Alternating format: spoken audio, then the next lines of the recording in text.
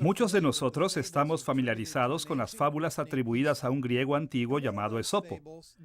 En una de esas fábulas, La tortuga y la liebre, una liebre presumía constantemente de ser la más veloz de todos los animales. Así, cansada de la arrogancia de la liebre, una tortuga la desafió a una carrera. Obviamente, la liebre podía ganar fácilmente, pero por estar tan segura de su victoria, tomó una siesta a la mitad de la carrera. Y mientras la liebre estaba durmiendo, la tortuga cruzó la línea de meta antes que ella. De cierta manera, muchos cristianos que vivían en la ciudad de Corinto durante el primer siglo eran como la liebre de la fábula de Esopo. Así como la liebre se sentía ganadora antes de que la carrera hubiera terminado, muchos creyentes corintios se sentían ganadores antes de que la carrera de sus vidas cristianas hubiera terminado. Ellos veían su prosperidad terrenal y sus especiales dones espirituales y se engañaban creyendo que el Señor los había hecho superiores a todos los demás. Ellos pensaban que Dios los había bendecido mucho más que a otros cristianos que tenían menos tesoros terrenales y dones espirituales menos espectaculares. Esta es la cuarta lección en nuestra serie, El corazón de la teología de Pablo. Y hemos titulado esta lección, Pablo y los Corintios. En esta lección veremos cómo Pablo se dirigió a estos cristianos orgullosos en sus cartas, ahora conocidas como Primera y Segunda de Corintios.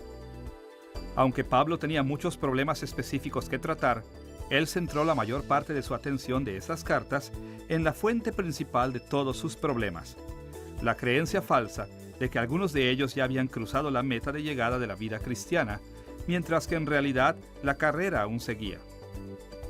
Nuestro estudio de Pablo y los Corintios se dividirá en tres partes. Primero, veremos el trasfondo de las cartas de Pablo a los Corintios.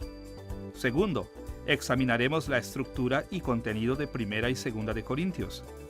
Y tercero, veremos cómo las cartas de Pablo revelaron una de sus perspectivas teológicas centrales, su doctrina de los últimos días o su escatología.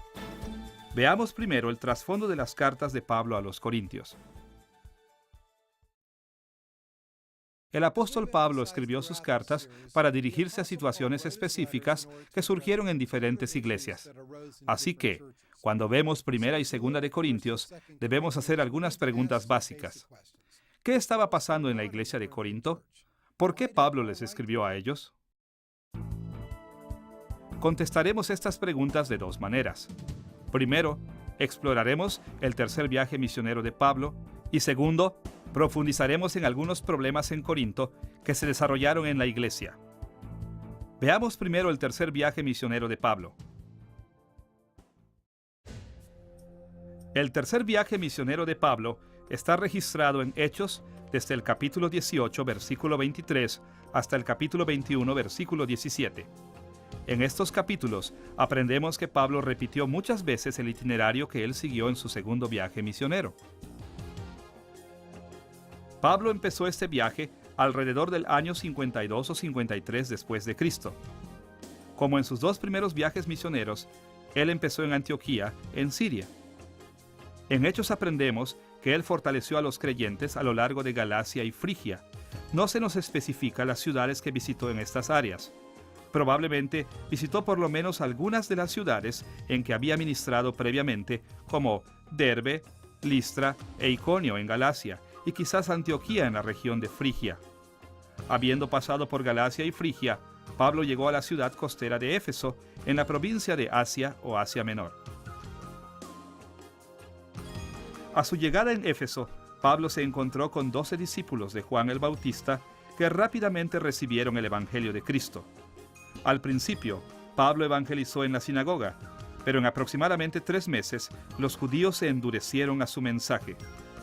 Así que, durante los próximos 2 años, él predicó el Evangelio y realizó milagros en otra parte de la ciudad.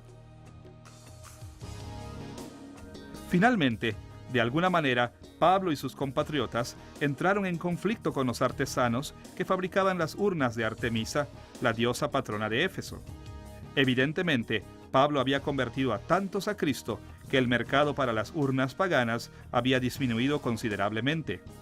Como resultado, los artesanos armaron un escándalo, de tal manera que con amenazas pusieron en riesgo la seguridad de la gente de Pablo. Después de esto, Pablo y sus compañeros de viaje pasaron varios meses en Macedonia y Acaya, regiones que están dentro de la actual Grecia. Lucas no nos dice mucho sobre el viaje de Pablo en esta parte, aunque sí menciona que comenzaron su regreso a Asia de la ciudad de Filipos. Pablo y sus compañeros desembarcaron en Troas. Como él planeaba permanecer allí solo por un día, reunió a los creyentes y les habló ya entrada la noche. Cuando Pablo hablaba, un hombre joven llamado Eutico se durmió y murió al caer de una ventana. Sin embargo, Pablo milagrosamente lo revivió.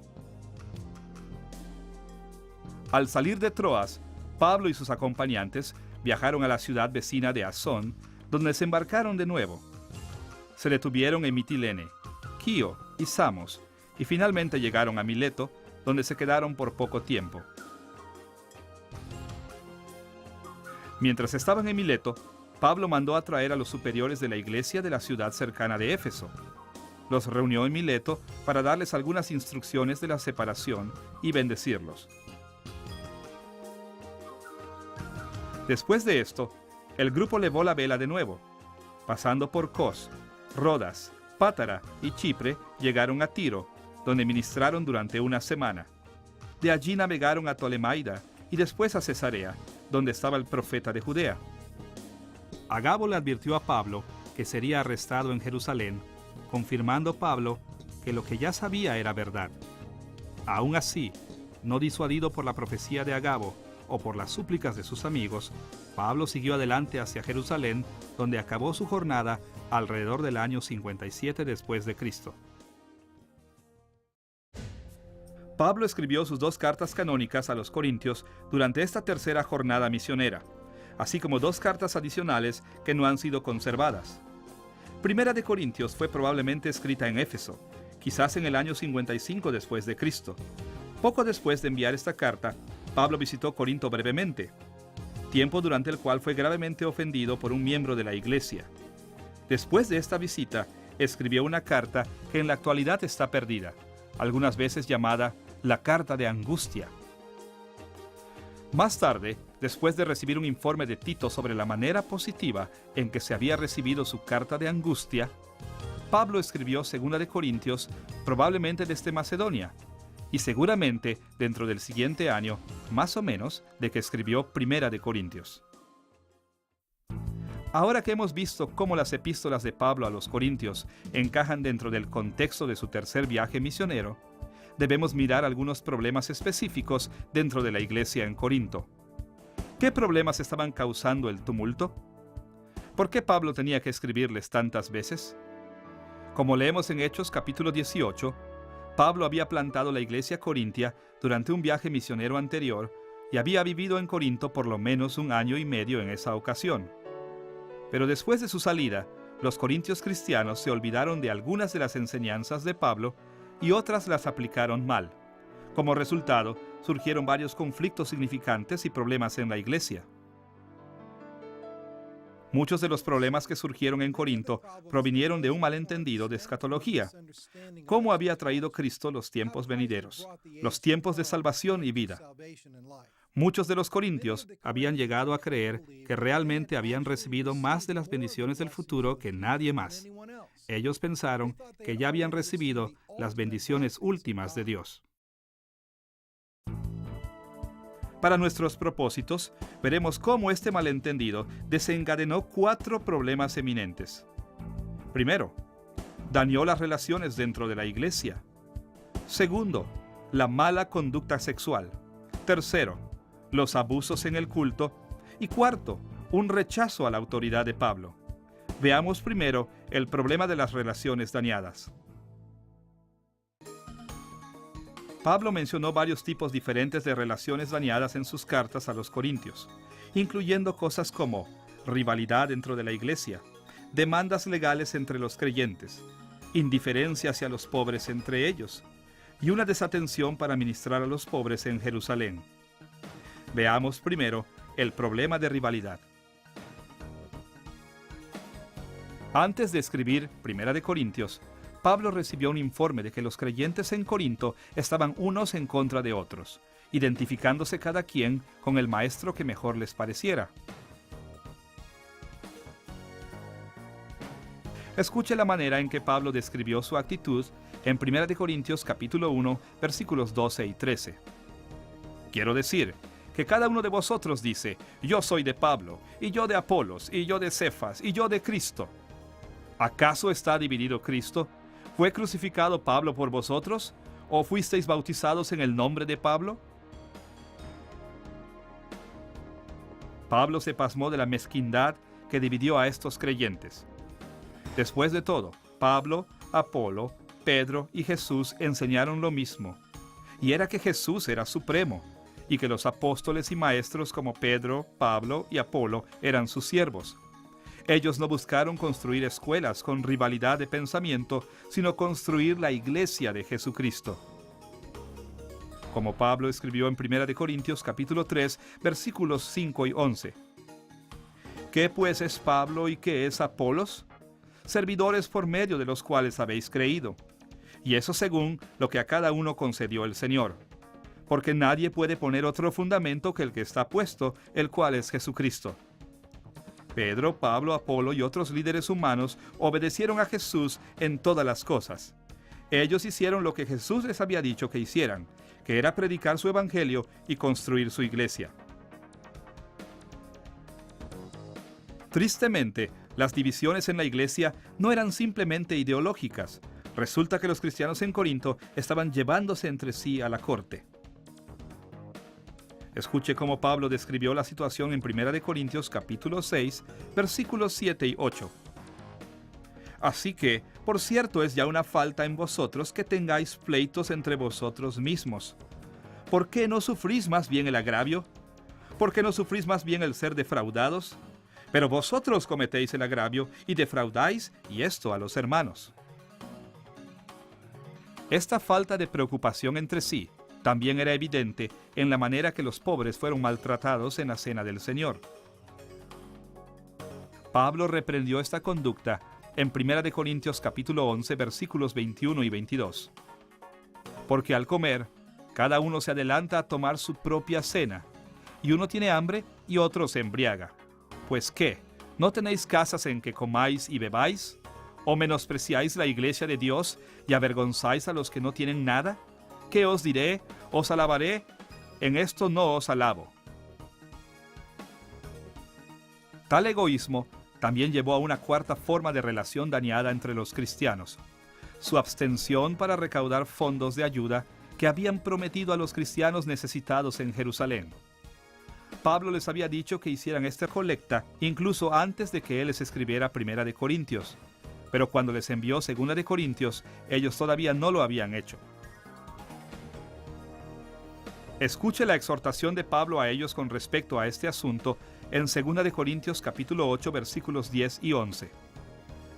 Porque esto os conviene a vosotros, que comenzasteis antes, no solo a hacerlo, sino también a quererlo, desde el año pasado. Ahora pues, llevad también a cabo el hacerlo, para que como estuvisteis prontos a querer, así también lo estéis en cumplir. Pablo les encomendó que expresaran un deseo de satisfacer las necesidades de los santos en Jerusalén, pero tuvo que presionar este asunto a lo largo de 2 Corintios capítulos 8 y 9 para conseguir que llevaran a cabo su promesa. Además de las relaciones dañadas, también eran evidentes varios problemas sexuales diferentes en la iglesia de Corinto. Parece que muchos corintios creyeron que porque Jesús había venido, las cuestiones sexuales ya no eran significantes. De esta actitud, parece que surgieron dos puntos divergentes de la sexualidad. Por un lado, algunos en la iglesia, al parecer, adoptaron la perspectiva de la licencia sexual. Esto probablemente generaba una variedad de problemas, quizás incluso la homosexualidad y prostitución. Pero Pablo mencionó un problema explícitamente. Un hombre estaba cohabitando con su madrastra. Escuche el reproche de Pablo sobre esta situación en 1 Corintios capítulo 5, versículos 1 y 2. De cierto se oye que hay entre vosotros fornicación, y tal fornicación cual ni aun se nombra entre los gentiles, tanto que alguno tiene la mujer de su padre. Y vosotros estáis envanecidos. ¿No debierais más bien haberos lamentado? para que fuese quitado de en medio de vosotros el que cometió tal acción? En este contexto, el término griego echo, aquí traducido tiene, significa vive sexualmente con. Los corintios estaban tan desconcertados en su teología que ellos realmente se enorgullecían tolerando la relación sexual de este hombre con su madrastra. Por otro lado, algunos creyentes en Corinto se fueron al extremo opuesto. Preferían ascetismo y abstinencia sexual incluso dentro del matrimonio. Pablo reprendió este punto de vista también porque violaba el convenio del matrimonio y ponía a ambos esposos en gran tentación sexual. Como escribió en 1 Corintios capítulo 7, versículos del 2 al 5. Pero a causa de las fornicaciones, cada uno tenga su propia mujer, y cada una tenga su propio marido. El marido cumpla con la mujer el deber conyugal, y asimismo la mujer con el marido.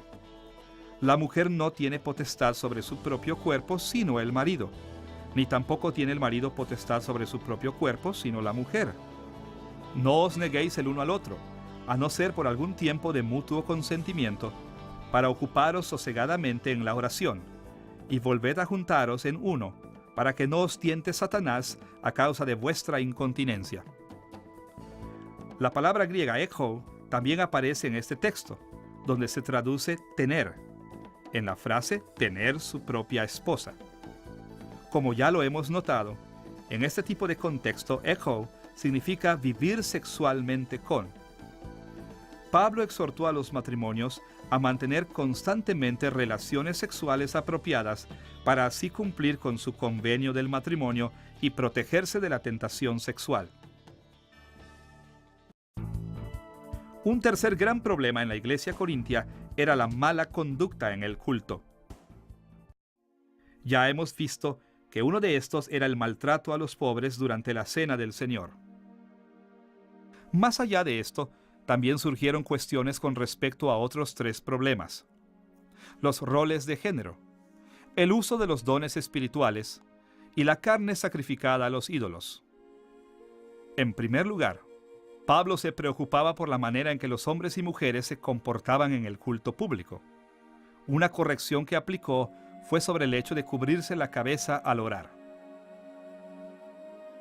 En 1 Corintios capítulo 11, versículos 4 y 5 escribió: Todo varón que ora o profetiza con la cabeza cubierta, afrenta su cabeza. Pero toda mujer que ora o profetiza con la cabeza descubierta, afrenta su cabeza, porque lo mismo es que si se hubiese rapado. Los estudiosos discrepan acerca de si Pablo estaba hablando del uso de pañoletas o velos de oración, o si se estaba refiriendo a los peinados. Hay también una falta de acuerdo general acerca de la identidad de la cabeza que se deshonra. Algunos piensan que la cabeza se refiere a la parte del cuerpo, mientras que otros creen que la cabeza del hombre es Cristo y la cabeza de la mujer es el hombre. Pero independientemente de lo que estos términos expresan, el problema subyacente es claro. Los hombres y mujeres estaban actuando deshonrosamente en el culto, en parte manchando las distinciones apropiadas entre los géneros. En segundo lugar, Pablo también trató con el uso de dones espirituales en el culto. Evidentemente, muchos creyentes corintios poseían dones espectaculares como el de lenguas y profecías, y los usaban tan frecuentemente en los servicios del culto que se hizo un desorden. En 1 Corintios capítulo 14, versículos 26 al 33, Pablo manejó la situación de esta manera: Cuando os reunís, cada uno de vosotros tiene salmo, tiene doctrina, tiene lengua, tiene revelación, tiene interpretación. Hágase todo para edificación. Si habla alguno en lengua extraña, sea esto por 2 o a lo más 3 y por turno, y uno interprete. Asimismo, los profetas hablen 2 o 3 y los demás juzguen. Y si algo le fuere revelado a otro que estuviere sentado, calle él primero, pues Dios no es Dios de confusión, sino de paz. De las palabras de Pablo aquí, parecería que los servicios del culto en Corinto estaban confusos y desordenados, con mucha gente hablando al mismo tiempo. Pablo insistió que a menos que los creyentes se escucharan entre sí, ellos no se beneficiarían de las palabras que el Espíritu había dado.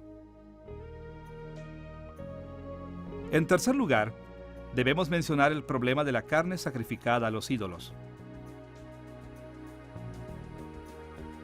En el mundo antiguo, mucha de la carne vendida en el mercado había sido sacrificada previamente o se había consagrado a un ídolo, e incluso podía obtenerse la comida directamente de los templos paganos. Ahora, Pablo insistió en que las prácticas de adoración paganas no corrompían la carne y que los cristianos podían comer de esta comida siempre y cuando no lo hicieran como un acto de adoración pagano. Pero también advirtió que los creyentes se comprometían a la idolatría cuando comían pensando que era malo. Él abordó este tema en 1 Corintios capítulo 8, versículo 7, escribiendo: «Pero no en todos hay este conocimiento, porque algunos, habituados hasta aquí a los ídolos, comen como sacrificado a ídolos, y su conciencia, siendo débil, se contamina». Simplificando, al comer carne que había sido sacrificada a los ídolos, los cristianos corintios, con muy poco entendimiento de teología, estaban mezclando la adoración de Cristo con la adoración de dioses paganos. Pablo también señaló que incluso los creyentes maduros pecaron cuando al comer sembraron confusión en sus hermanos más débiles. Como escribió en 1 Corintios capítulo 8 versículos 10 y 12, «Porque si alguno te ve a ti, sentado a la mesa en un lugar de ídolos, la conciencia de aquel que es débil, ¿no será estimulada a comer de lo sacrificado a los ídolos? De esta manera, pues, pecando contra los hermanos e hiriendo su débil conciencia, contra Cristo pecáis». Al no considerar a sus compañeros creyentes de esta manera, ellos eran en parte responsables por el pecado de los hermanos débiles. Podemos ver que Pablo estaba profundamente preocupado por una serie de abusos con la adoración de los corintios. Pero la raíz de todos estos problemas era que ellos eran egoístas y arrogantes. Ellos se negaron a dejar de complacerse, incluso cuando su indulgencia ocasionó que otros entraran en pecados terribles como la idolatría. Como veremos después en esta lección, esta negativa para honrar y respetar a otros era tan reprensible que a veces su adoración no tenía valor.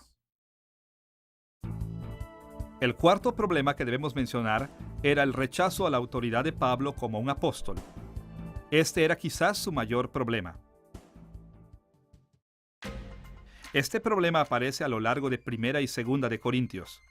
Como ya hemos leído en 1 de Corintios capítulo 1 versículos 12 y 13, muchos en Corinto menospreciaban la autoridad de Pablo, levantando a otros líderes en rivalidad en sus diversos grupos de oposición. Lo que aún tenemos que ver es el hecho de que en ambas cartas Pablo tenía también que defender su posición de apóstol contra aquellos que buscaban desacreditarlo completamente. Por ejemplo, en 1 Corintios capítulo 9, versículos 1 al 3, escribió: «¿No soy apóstol? Si para otros no soy apóstol, para vosotros ciertamente lo soy, porque el sello de mi apostolado sois vosotros en el Señor. Contra los que me acusan, esta es mi defensa». Y en 2 Corintios capítulo 12, versículos 11 y 12, él insistió: «Pues yo debía ser alabado por vosotros, porque en nada he sido menos que aquellos grandes apóstoles, aunque nada soy. Con todo, las señales de apóstol han sido hechas entre vosotros en toda paciencia por señales, prodigios y milagros». Algunos de los corintios se habían vuelto tan engreídos que negaban la autoridad del mismo apóstol que realmente los había convertido. Y en su lugar, ellos ponían a los llamados superapóstoles, quienes realmente no eran en absoluto apóstoles. Estos apóstoles falsos decían tener la misma autoridad que Pablo y que los otros apóstoles legítimos, y enseñaban un evangelio falso que estaba haciendo que muchos corintios pecaran en su manera de pensar y de vivir. En 2 de Corintios capítulo 11, versículos 12 al 15, Pablo criticó a estos hombres malos muy severamente. «Mas lo que hago lo haré aún, para quitar la ocasión a aquellos que la desean, a fin de que en aquello en que se glorían sean hallados semejantes a nosotros. Porque estos son falsos apóstoles, obreros fraudulentos, que se disfrazan como apóstoles de Cristo. Y no es maravilla, porque el mismo Satanás se disfraza como ángel de luz. Así que no es extraño si también sus ministros se disfrazan como ministros de justicia, cuyo fin será conforme a sus obras. Pablo desmintió a estos hombres con palabras sumamente fuertes, porque él sabía que sus mentiras podían tener consecuencias mortales. Si los corintios creían en los apóstoles falsos y rechazaban las enseñanzas de Pablo, ellos negarían a Cristo y al Evangelio. Así que podemos ver que Pablo enfrentó varios problemas al escribir a los corintios. Como veremos, estos problemas estuvieron en el pensamiento de Pablo a lo largo de Primera y Segunda de Corintios. Ahora que hemos visto algunos de los problemas importantes que forman el trasfondo de las epístolas de Pablo a la iglesia en Corinto, estamos listos para ver el contenido de estas cartas. Exploraremos brevemente cada carta canónica a los Corintios, resumiendo el contenido de sus secciones más importantes. Empecemos con Primera de Corintios. Primera de Corintios es realmente la segunda carta que conocemos que Pablo escribió a la iglesia en Corinto. En Primera de Corintios capítulo 5, versículo 9, Pablo indicó que existía una carta anterior al decir las palabras, «Os he escrito por carta». Los corintios también le enviaron una carta a Pablo que se menciona en Primera de Corintios capítulo 7, versículo 1, y en Primera de Corintios hay varias respuestas a situaciones mencionadas en la carta de la iglesia. Primera de Corintios está conformada por 4 secciones principales. Un saludo en el capítulo 1, versículos 1 al 3. Acción de gracias en el capítulo 1, versículos 4 al 9. La estructura principal que consta de las respuestas a las cartas e informes desde el capítulo 1, versículo 10, hasta el capítulo 16, versículo 12. Y un cierre en el capítulo 16, versículos 13 al 24. El saludo es considerablemente corto, enfatizando que la carta es de Pablo y Estéfanas, y que va dirigida a la iglesia en Corinto. También incluye una bendición corta que se utiliza como un saludo. La acción de gracias también es bastante corta. Expresa la gratitud de Pablo por la fe y el talento espiritual de los corintios y la confianza en su salvación. El cierre contiene varias exhortaciones generales, un endoso de Estéfanas y su casa, un saludo final, una bendición y una nota en la propia mano de Pablo que verifica la autenticidad de la carta. La estructura principal consiste en 2 grandes subdivisiones. Desde el capítulo 1, versículo 10, hasta el capítulo 6, versículo 20, vemos las respuestas de Pablo a los informes que había recibido de la casa de Cloé. Y desde el capítulo 7, versículo 1, hasta el capítulo 16, versículo 12, están las respuestas de Pablo a la carta que él había recibido de la iglesia corintia. En la primera de esas 2 subdivisiones, Pablo abordó 3 problemas principales que habían llamado su atención a través de los mensajes de la casa de Cloé: las divisiones dentro de la iglesia, la inmoralidad y las asociaciones cristianas. Como ya hemos visto, la iglesia corintia tenía varios problemas que originaban divisiones. Ellos se dividieron por lealtad a los líderes de diferentes iglesias como Pablo, Pedro, Apolo y Jesús. Se dividieron entre sí demandándose legalmente y se volvieron arrogantes. Pablo tomó este problema de diferentes maneras. Por ejemplo, él dijo que si solo hubieran fijado su mirada en Jesús como su principal líder y hubieran considerado a los apóstoles y maestros como siervos de Cristo, los corintios no hubieran chocado sobre sus preferencias de ciertos apóstoles y maestros. Al poner a los apóstoles y maestros de la iglesia en un lugar tan alto, ellos habían perdido la visión de Jesús que por mucho sobrepasaba a los otros. Pablo también escribió ampliamente sobre la total ineptitud de la sabiduría mundana al ocuparse de cuestiones espirituales. Evidentemente, la influencia de esta minoría en la iglesia corintia estaba principalmente compuesta por aquellos que la sociedad secular respetaba, como los de una alta sociedad económica y educada. Bajo su dirección, el resto de la iglesia siguió uniéndose a los valores mundanos. Por ejemplo, en el capítulo 1, versículos 19 y 20, escribió: «Pues está escrito, Destruiré la sabiduría de los sabios y desecharé el entendimiento de los entendidos. ¿Dónde está el sabio? ¿Dónde está el escriba? ¿Dónde está el disputador de este siglo? ¿No ha enloquecido Dios la sabiduría del mundo? Además de decirles a los corintios que eran tontos por pensar como el mundo, también les dijo que eran espiritualmente inmaduros. En el capítulo 3, versículos 1 y 2, escribió: De manera que yo, hermanos, no pude hablaros como a espirituales, sino como a carnales, como a niños en Cristo. Os di a beber leche y no vianda, porque aún no erais capaces, ni sois capaces todavía. En otras palabras, mientras los corintios divisivos se creían superiores por su sabiduría y madurez, en realidad no sabían casi nada y ni siquiera estaban cerca de calificar para guiar al pueblo de Dios. Sus valores mundanos los habían cegado a la verdad espiritual. Pablo también tomó a los corintios para hablarles sobre la inmoralidad que se le había reportado.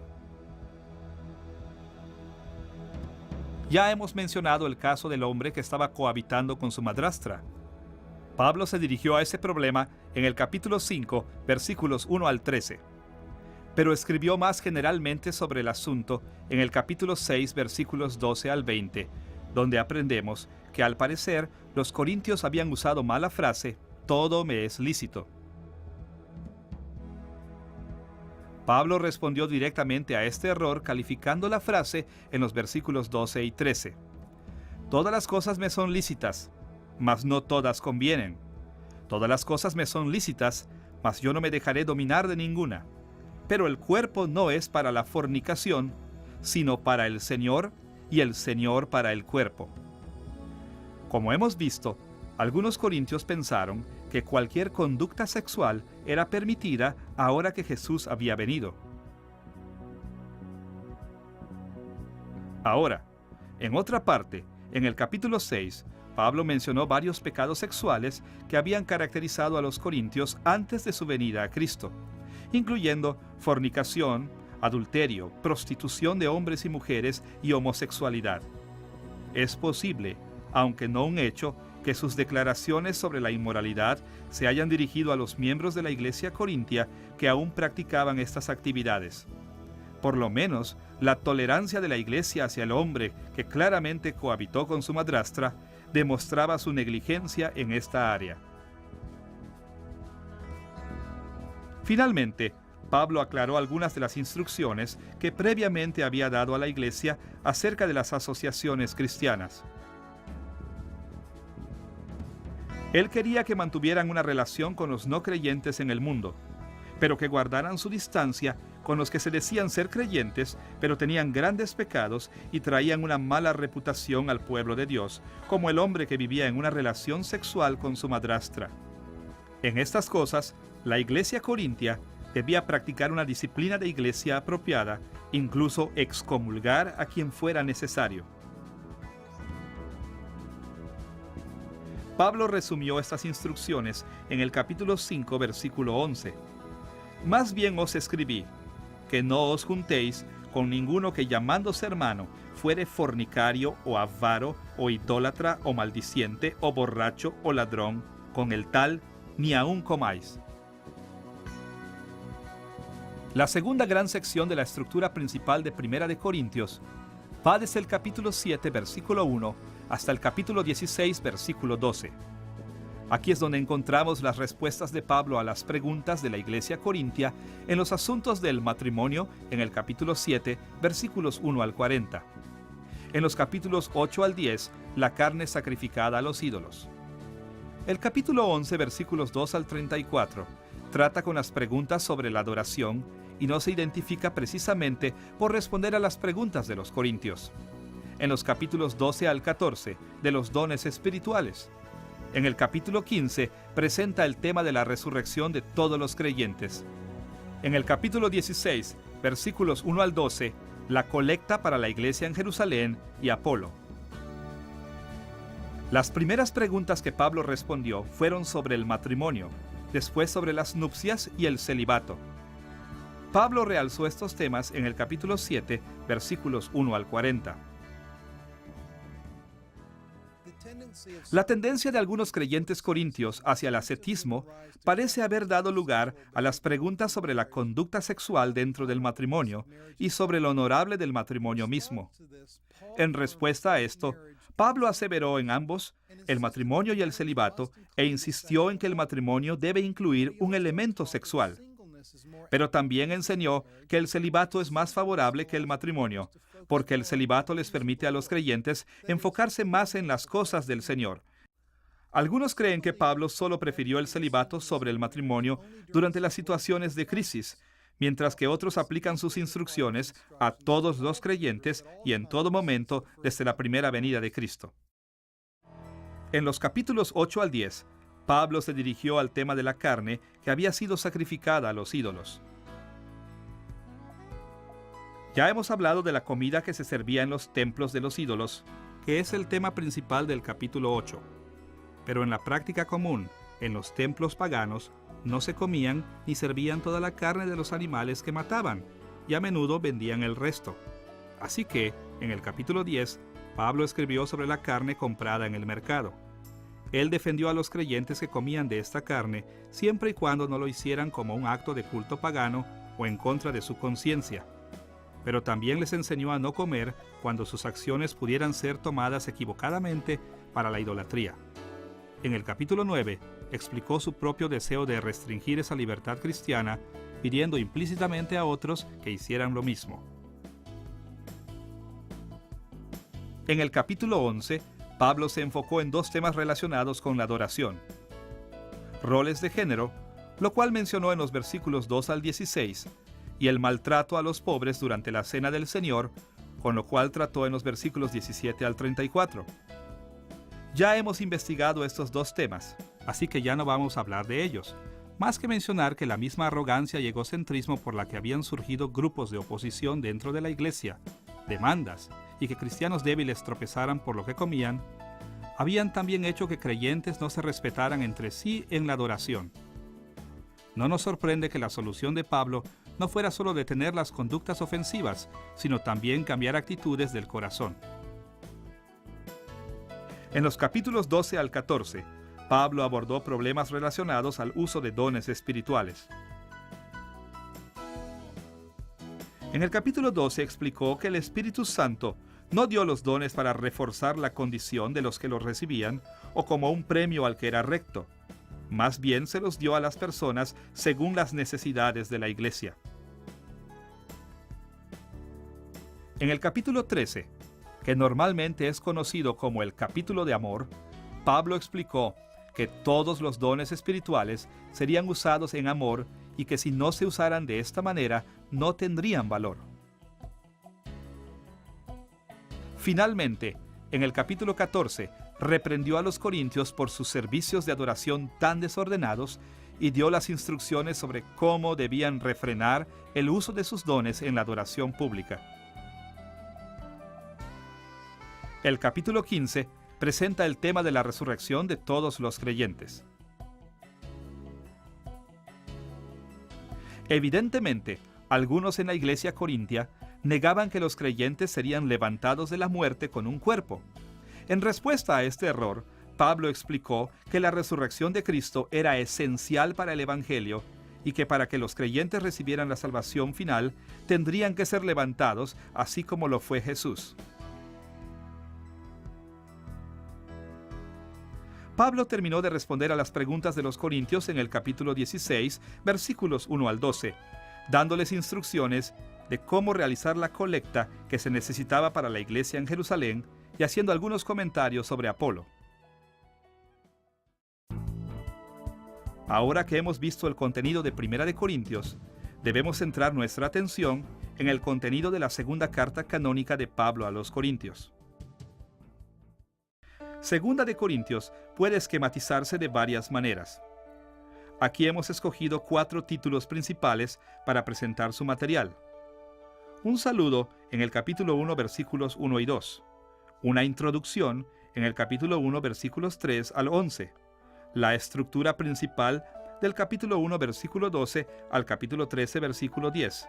Y un cierre en el capítulo 13, versículos 11 al 14.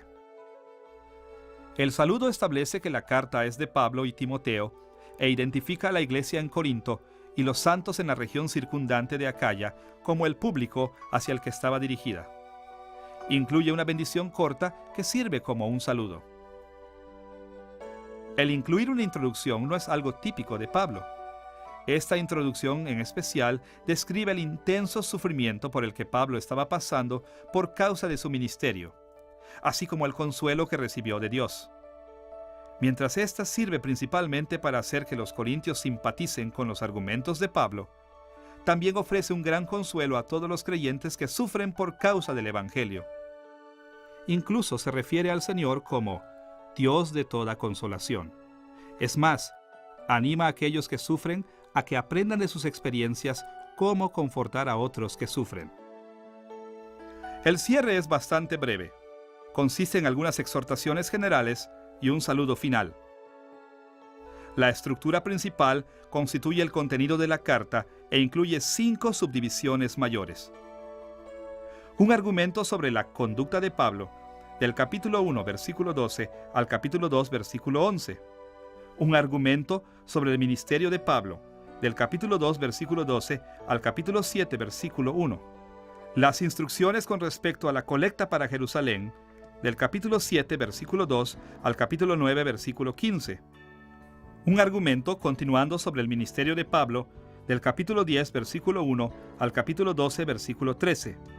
Y un argumento sobre la próxima visita de Pablo, del capítulo 12, versículo 14 al capítulo 13, versículo 10. Del capítulo 1, versículo 12 al capítulo 2, versículo 11, Pablo defendió su conducta de 2 maneras. Primero explicó por qué no había visitado Corinto como lo había planeado previamente. Y segundo, habló de un mal que se le había estado haciendo a él por uno de los corintios. Evidentemente, después de que Pablo dio a conocer sus planes de visitar Corinto, surgió un conflicto entre él y algunos de la iglesia corintia. Como resultado, Pablo sabía que si los visitaba tendría una confrontación, tal vez incluso disciplinaria, por lo que, como un acto de conciencia de parte de Pablo, cambió los planes de su viaje. Varios cristianos en Corinto no comprendieron que este era un acto de misericordia y se ofendieron por el cambio de sus planes. Algunos incluso cuestionaron su credibilidad.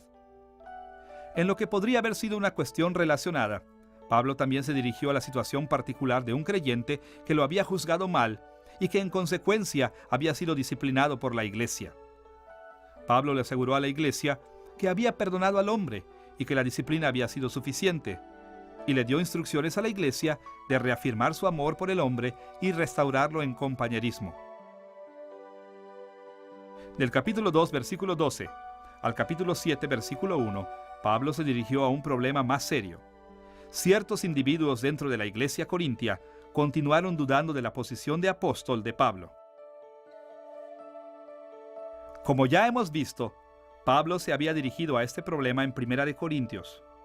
Pero por sus palabras en 2 de Corintios, es obvio que varios de los cristianos en Corinto no se habían arrepentido de su error. Así que Pablo presentó una extensa defensa por la naturaleza de su ministerio, proclamando que su llamado y su poder venían de Dios y dejando claro que si rechazaban su posición de apóstol tendrían graves consecuencias. De hecho, en 2 de Corintios capítulo 5, versículos 18 y 20, llegó incluso a insinuar que aquellos que dudaran de su posición de apóstol ni siquiera eran salvos al escribir: «Y todo esto proviene de Dios, y nos dio el ministerio de la reconciliación. Así que somos embajadores en nombre de Cristo. Os rogamos en el nombre de Cristo, reconciliaos con Dios». Aquellos que todavía no se han reconciliado con Dios llevan el peso de su propio pecado. Ellos no han sido perdonados. Y claro, el propio Jesús enseñó que rechazar a sus embajadores es rechazarlo a Él también. Como el Señor dijo a sus ministros en Lucas capítulo 10, versículo 16: «El que a vosotros oye, a mí me oye. Y el que a vosotros desecha, a mí me desecha.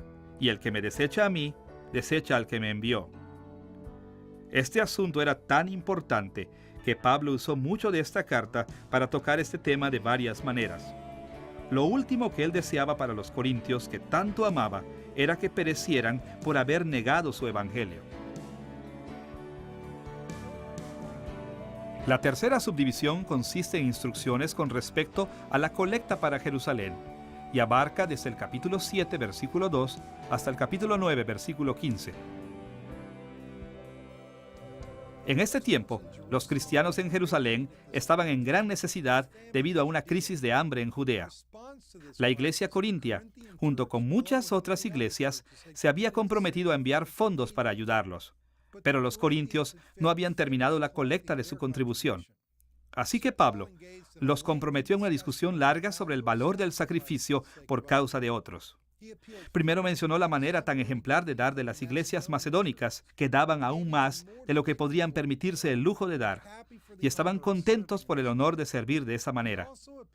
También mencionó el ejemplo de Cristo, quien dio su misma vida para que los corintios pudieran disfrutar abundancia. Más allá de esto, exhortó a los corintios diciéndoles que Dios les daría grandes bendiciones si ellos llevaban a cabo sus primeras intenciones. Del capítulo 10, versículo 1, al capítulo 12, versículo 13, Pablo volvió a defender su posición de apóstol. Pareciera que los corintios cristianos valoraban en sus líderes aquellos rasgos que eran muy respetados en el mundo. Y como Pablo no exhibía estos rasgos, muchos en Corinto demeritaban su enseñanza y autoridad. Por ejemplo, los corintios aparentemente valoraban a los predicadores con experiencia y esperaban que sus líderes recibieran un sueldo en la iglesia. Ya que Pablo no era un orador profesional y financieramente se mantenía solo mientras estuvo en Corinto para no ser una carga para la iglesia, él fue considerado inferior. En respuesta a esta actitud, Pablo puso en claro su situación, tanto para reafirmar la legitimidad de su ministerio como para reprender a los corintios por sostener valores erróneos. Entre otras cosas, mencionó sus grandes sacrificios por causa del Evangelio y su propia experiencia de ver el cielo. Incluso siguió a la ofensiva, atacando y desacreditando a los apóstoles falsos que extendieron sus mentiras en Corinto, pero que no obstante llevaban credenciales terrenales que los corintios respetaban. De estos hombres, Pablo escribió en 2 de Corintios capítulo 11, versículos 13 y 14. Porque estos son falsos apóstoles, obreros fraudulentos, que se disfrazan como apóstoles de Cristo. Y no es maravilla, porque el mismo Satanás se disfraza como ángel de luz. Al llamar a los apóstoles falsos, servidores de Satanás, Pablo dejó claro que eran incrédulos y mentirosos, de la misma manera aquellos que los escucharon bajo su propio riesgo. Finalmente, en el capítulo 12, versículo 14 al capítulo 13, versículo 10, Pablo tocó el tema de su próxima visita. Ahora estaba planeando ir a Corinto sin importarle si eso sería motivo de crítica o no en la iglesia. Tristemente, él temía encontrar a muchos creyentes activos que habían sido advertidos sobre sus graves pecados, pero que se habían negado a arrepentirse. Pablo pidió a sus lectores que se examinaran para asegurarse de que ellos estaban en la fe. Escuche sus palabras en 2 de Corintios capítulo 13, versículo 5. Examinaos a vosotros mismos si estáis en la fe. Probaos a vosotros mismos. ¿O no os conocéis a vosotros mismos que Jesucristo está en vosotros, a menos que estéis reprobados? Pablo sabía que muchos que profesaban la fe realmente no confiaban en Cristo para la salvación. Así que predicó el evangelio de arrepentimiento, fe y salvación seriamente a la iglesia corintia, con la esperanza de que sus antagonistas se volvieran seguidores genuinos de Jesucristo. Habiendo analizado brevemente el trasfondo y contenido de las cartas canónicas de Pablo a los corintios, debemos volver nuestra atención a nuestra tercera preocupación: las perspectivas teológicas de Pablo como se reflejan en 1 y 2 de Corintios.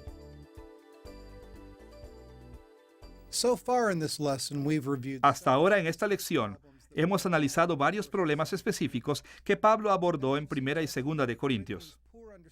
Y hemos insinuado que el escaso entendimiento de los corintios sobre la escatología influyó significativamente en todos estos problemas. Así que volveremos nuestra atención a la manera en que Pablo usó su doctrina de los últimos días o su escatología para corregir a su audiencia. Como lo hemos notado a lo largo de estas lecciones, la escatología de Pablo estaba arraigada a las perspectivas judías comunes en el plan de Dios para la historia. Durante el primer siglo, el conocimiento judío dominante era que el Antiguo Testamento dividía la historia en dos eras, esta era y los tiempos venideros. Esta era se refería a la era presente de pecado, juicio y muerte, mientras que los tiempos venideros se referían a la era futura de el último juicio y las bendiciones, las últimas bendiciones para el pueblo de Dios y el último juicio contra sus enemigos. El evento que marcó la transición entre las eras fue la venida del Mesías o Cristo. Cuando el Mesías vino, se pensó que él finalizaría esta era y empezaría los tiempos venideros. Claro, los seguidores de Cristo, como Pablo y los otros apóstoles, reconocieron que la historia no se había desplegado precisamente de la manera en que la teología judía lo suponía. No había duda de que Jesús era el Mesías, y él inauguró los tiempos venideros, pero él no cumplió todas las bendiciones prometidas en su totalidad. Para abreviar, vivimos en un tiempo en el que los tiempos venideros de la salvación eterna ya están aquí de alguna manera, pero todavía no de otra. Este es un tiempo en el que la era presente y los tiempos venideros existen simultáneamente.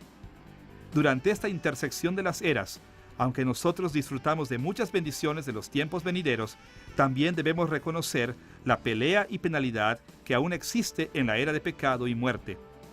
Pablo supo que este modelo de escatología creó dificultades a la iglesia primitiva porque los dejó en duda de cuánto de los tiempos venideros ya estaba presente. En las lecciones anteriores hemos visto que algunos creyentes tomaron posiciones extremas en este asunto. Por ejemplo, Tesalonicenses desarrolló lo que nosotros llamamos escatología sobreentusiasta, creyendo que en el futuro inmediato Jesús anularía la era presente y consumaría los tiempos venideros en toda su plenitud. Como resultado, ellos consideraban que la vida en esta era realmente no tenía ninguna importancia.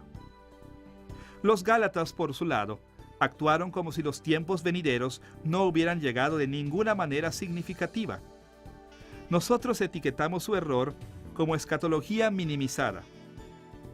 Conforme veamos de cerca los problemas en Corinto y a las respuestas de Pablo hacia ellos, veremos que los corintios también habían fallado grandemente en la evaluación del plan de las eras. En sus mentes, la era presente de pecado y muerte había dejado de existir por completo, dejándolos en libertad de disfrutar la plenitud de la dádiva de los tiempos venideros. Su error estaba dentro de una escatología sobrerealizada. Así que, mientras Pablo habló de problemas específicos en su iglesia, les enseñó cómo evaluar y vivir sus vidas propiamente durante la transición del ya y el todavía no. Aunque Pablo se dirigió a los problemas de los corintios de muchas maneras, nos enfocaremos en tres elementos de su escatología que aparecieron con regularidad en estas cartas. La fe, sobre todo con respecto a la superioridad de Cristo. La esperanza en el futuro y no en el mundo presente. Y el amor, como un elemento crucial del vivir cristiano. Primero, veamos la forma en que Pablo dio énfasis a la superioridad de Cristo para curar los desequilibrios en la fe de los corintios. En esta lección hemos visto que el orgullo de los corintios y su arrogancia causaron muchos problemas en la iglesia. Principalmente, esta arrogancia se desarrolló porque los corintios habían perdido su vista de la exaltación de Cristo como Señor sobre todo y Cristo como Salvador de todo. Con respecto al señorío de Cristo, ellos le quitaron énfasis a su papel de la consumación y el gobierno de su reino. Algunos corintios cristianos actuaban como si Cristo hubiera traído el reino de Dios en prácticamente toda su plenitud para que ellos ya disfrutaran de muchas, si no es que de la mayoría de las bendiciones eternas que Dios tiene en mente para los creyentes. También actuaron como si Jesús los hubiera puesto como gobernantes sobre su reino terrenal recientemente establecido. Esto parece haber sido sobre todo la opinión de aquellos corintios que manejaron la autoridad en la iglesia. Imaginaron que Cristo les había dado este poder porque ellos eran más sabios y más espirituales que los demás. Escuche la manera en que Pablo los reprendió por esta manera de pensar en 1 Corintios capítulo 4, versículos 7 al 10. Porque, ¿quién te distingue? ¿O qué tienes que no hayas recibido? Y si lo recibiste, ¿por qué te glorías como si no lo hubieras recibido? Ya estáis saciados, ya estáis ricos, sin nosotros reináis. Y ojalá reinaseis para que nosotros reinásemos también juntamente con vosotros. Porque según pienso, Dios nos ha exhibido a nosotros los apóstoles como postreros, como a sentenciados a muerte, pues hemos llegado a hacer espectáculo al mundo, a los ángeles y a los hombres. Nosotros somos insensatos por amor de Cristo, mas vosotros prudentes en Cristo. Nosotros débiles, mas vosotros fuertes. Vosotros honorables, mas nosotros despreciados. En este pasaje, Pablo se burló de la manera tan arrogante de pensar de estos corintios. Ellos pensaban que habían merecido un estatus y la honra, pero de hecho era Cristo quien les había dado estas cosas. Ellos sabían que los seguidores fieles de Cristo reinarían en la tierra restaurada con Él un día, pero pensaban tontamente que su reino ya había empezado, aunque Cristo aún no hubiera vuelto como rey. Y exigieron para ellos mismos sabiduría, fuerza y gloria que realmente pertenecían solo a Cristo. En ciertos aspectos, estos errores son entendibles. Los corintios evaluaron correctamente que los creyentes reinarán en la nueva tierra después de que Cristo la restaure. Y entendieron apropiadamente que los creyentes reciben premios eternos basados en sus acciones en esta vida. Ya que ellos creyeron que el estado final del reino estaba básicamente a la mano, era natural que pensaran que ya habían sido glorificados y habían recibido ya sus premios. Es más, como Cristo no había sido visto en este supuesto reino restaurado, era fácil para ellos tomar su papel y continuar como gobernantes. Pero fueran o no sus errores entendibles, no eran aceptables. De hecho, ellos estaban descargando el estrago en la iglesia, deshonrando y dañando grandemente a esos creyentes que no estaban en posiciones de influencia. Así que, para corregir este problema, Pablo dio énfasis al hecho de que no se había comprendido la era de los tiempos venideros todavía en toda su plenitud. Nadie había comenzado a reinar. Todos seguían esperando el regreso de Cristo. Los corintios tampoco exaltaron a Cristo al devaluar su papel como Salvador. Específicamente, ellos pasaron por alto el hecho de que solo a través de la unión con Cristo los creyentes reciben las bendiciones de los tiempos venideros, incluso los regalos espirituales y el honor. A través de la unión con Cristo, los creyentes comparten la identidad y el mérito de Cristo, y debido a esto, Dios los ve como si ellos fueran el mismo Cristo para concederles el estatus, el honor y los dones que disfrutan en la iglesia. Pero en las mentes de muchos corintios, los dones y el honor eran ganados por creyentes individualmente. Ellos pensaban que si un cristiano tenía influencia y estatus, era porque esa persona merecía tales cosas. Y si a un creyente le faltaba tal prominencia terrenal, sería porque era un cristiano inferior. Así que Pablo respondió a este error dando énfasis a otro aspecto de su escatología que resaltaba la importancia de Cristo, llamada la doctrina de la unión entre Cristo y los creyentes. Escuche la manera en que Pablo lo explicó en 2 Corintios capítulo 5, versículos 15 al 17. Y por todos, Cristo murió para que los que viven ya no vivan para sí, sino para aquel que murió y resucitó por ellos. de manera que nosotros de aquí en adelante a nadie conocemos según la carne. De modo que si alguno está en Cristo, nueva criatura es. Las cosas viejas pasaron, he aquí todas son hechas nuevas. Pablo insistió que los creyentes no se evaluaran a sí mismos o a otros según las normas de la carne o mundanas. Más bien, él quería que vieran a todos los creyentes como personas que están unidas a Cristo y mostrarse entre sí el honor y amor que mostrarían al Señor. Escuche su consejo en esta materia en 1 Corintios capítulo 8, versículos 11 y 12. Y por el conocimiento tuyo se perderá el hermano débil por quien Cristo murió. De esta manera, pues, pecando contra los hermanos e hiriendo su débil conciencia, contra Cristo pecáis. Pablo enseñó que, debido a que los creyentes están unidos a Cristo, pecar contra un creyente es pecar contra Cristo. Y levantó el mismo tipo de argumento cuando enseñó que el privilegiado no debía avergonzar al pobre durante la cena del Señor. En 1 Corintios capítulo 11, versículos 24 al 27 escribió: Y habiendo dado gracias, lo partió, y dijo: Tomad, comed, esto es mi cuerpo que por vosotros es partido. Haced esto en memoria de mí. Asimismo, tomó también la copa después de haber cenado, diciendo: Esta copa es el nuevo pacto en mi sangre. Haced esto todas las veces que la bebiereis en memoria de mí. De manera que cualquiera que comiere este pan o bebiere esta copa del Señor indignamente, será culpado del cuerpo y de la sangre del Señor. Pablo recordó a los corintios que Jesús se había dado para todos ellos, no solo para el adinerado y poderoso. Y les recordó que era solo por medio de Cristo que todos los creyentes tenían igualdad, que habían recibido las bendiciones de los tiempos venideros.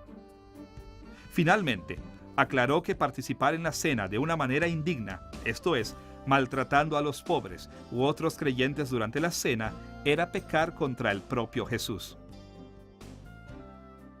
Pablo continuamente señaló la unión con Cristo como una base para honrar, valorar y ministrar a otros creyentes.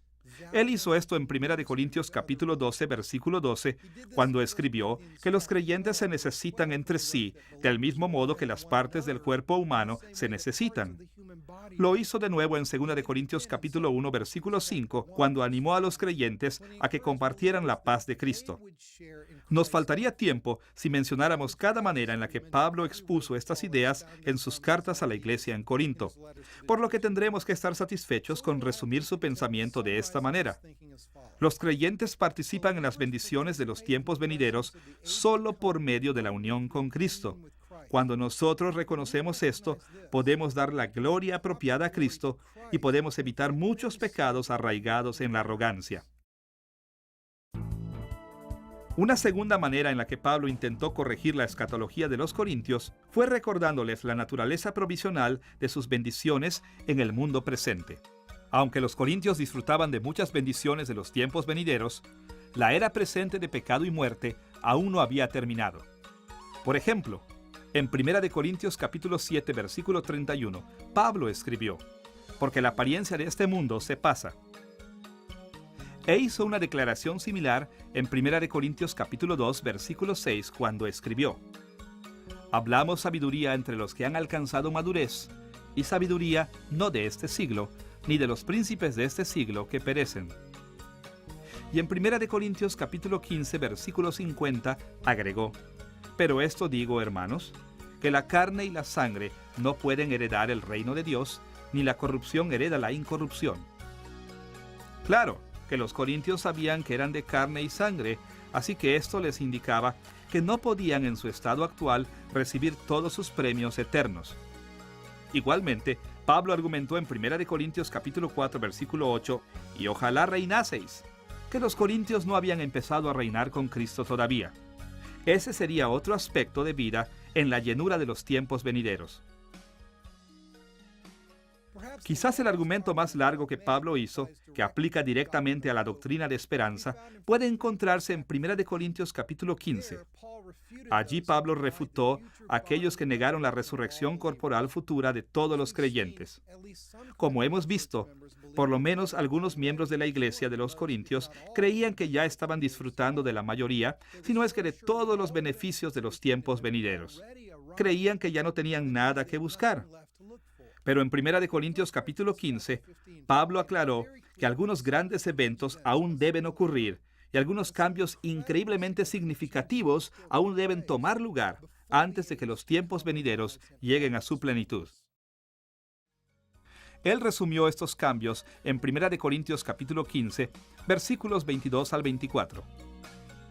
Porque así como en Adán todos mueren, también en Cristo todos serán vivificados, pero cada uno en su debido orden.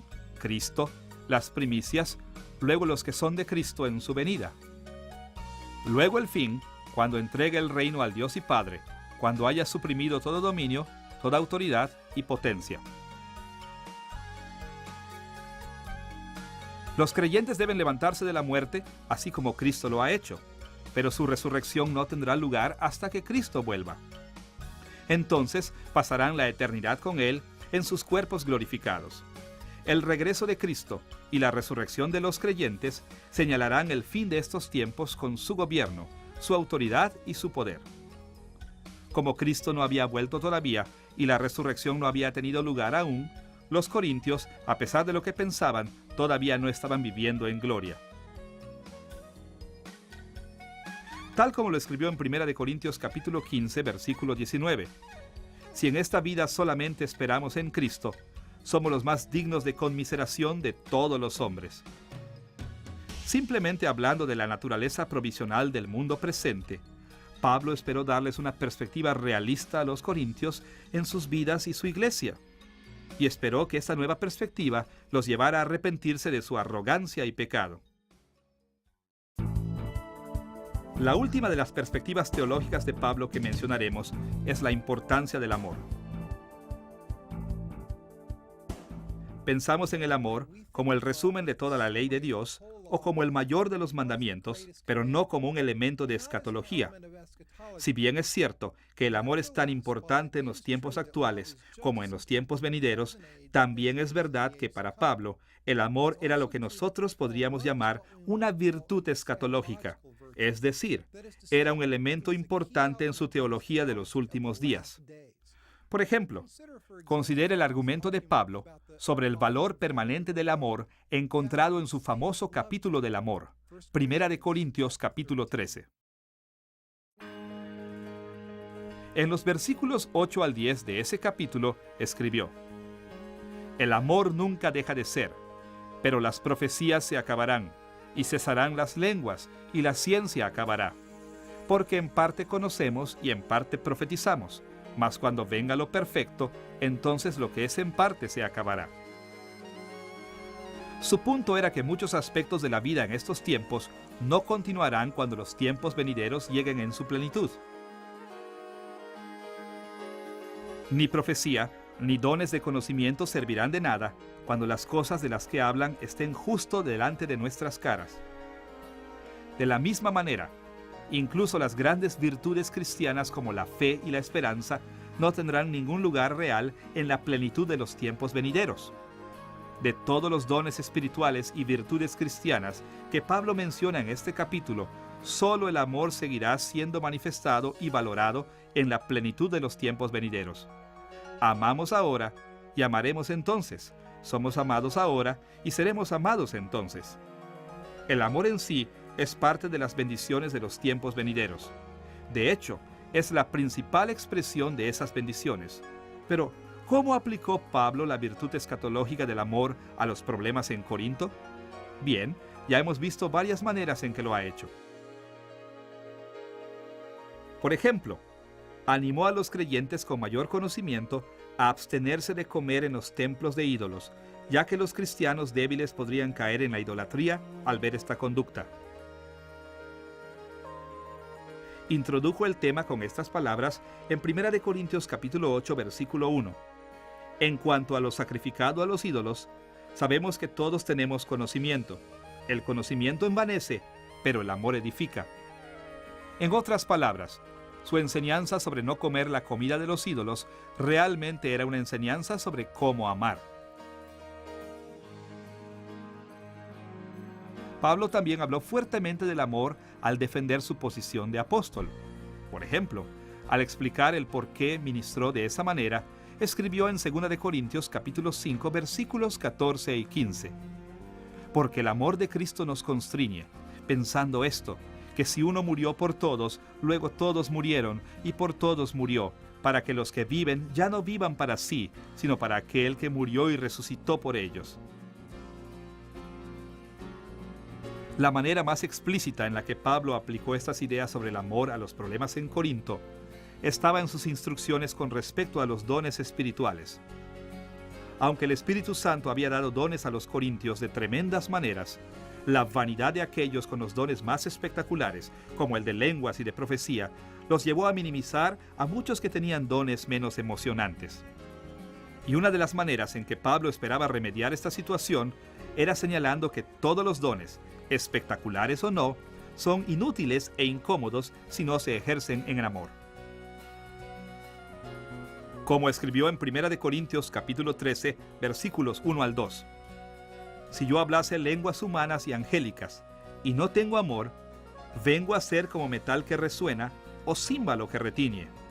Y si tuviese profecía, y entendiese todos los misterios y toda ciencia, y si tuviese toda la fe de tal manera que trasladase los montes, y no tengo amor, nada soy.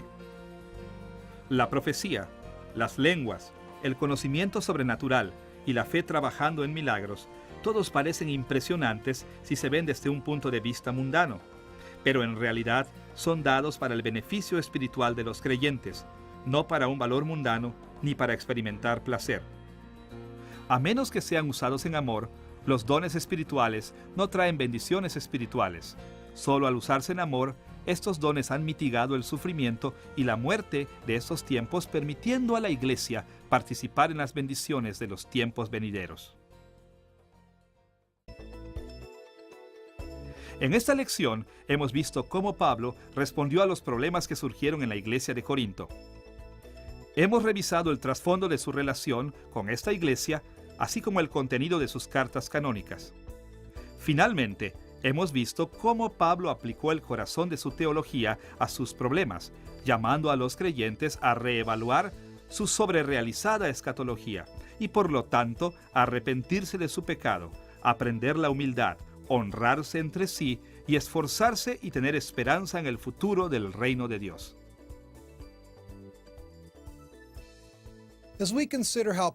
Cuando consideramos cómo Pablo manejó la iglesia corintia, nos damos cuenta de que su escatología era un elemento esencial en las soluciones a sus problemas y también de que puede instruirnos hoy. Muchos cristianos todavía piensan más en ellos mismos que en lo que deben pensar. Aún se reflejan en sus dones con vanagloria y siguen orientando sus vidas conforme a sus propias necesidades y deseos. Las iglesias hoy continuamente sufren divisiones, oposición y pecado sexual. Y algunos incluso tratan la revelación de los profetas y apóstoles de Dios como Pablo, sin respeto y hasta con desprecio. Pero Cristo no llamó a Pablo como su embajador para que lo ignoráramos. Ni Cristo vivió y murió por nosotros para que nos conformáramos con este mundo caído actual. Conforme escuchamos al corazón de la teología de Pablo, nos exhorta, tal como exhortó a los corintios, a amarnos los unos a los otros y a enfocarnos en Cristo mientras esperamos la consumación de los tiempos a su regreso.